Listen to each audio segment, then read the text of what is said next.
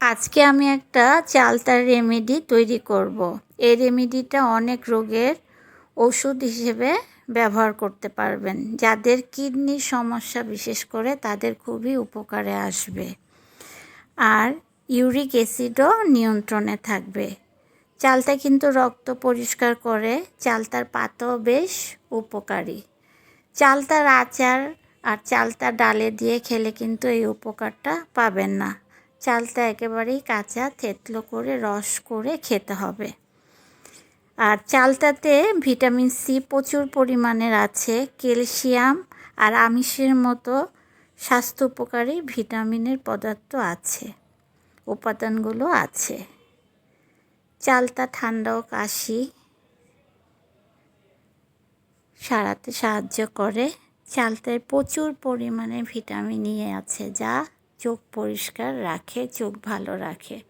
যে আমি একটা চালতা নিয়েছি, এই চালতাটা ভালোভাবে পরিষ্কার করে তারপরে আমি চালতার উপরে যে লেয়ারগুলো থাকে ওখান থেকে 2-3টা লেয়ার উপর থেকে ফেলে দেব।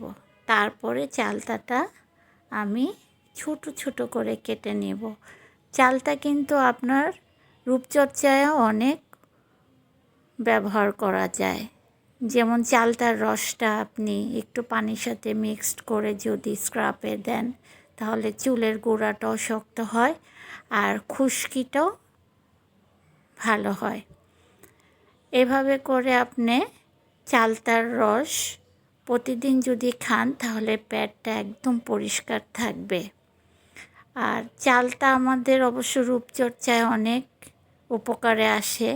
যেমন যাদের কালো কালো ছোপ ছোপ দাগ আছে তারা একটু চালতার রসের সাথে আর মধু দিয়ে যদি পুরো মুখে একটু মাসাজ করেন তাহলে কালো ছোপ ছোপ দাগটাও চলে যায়।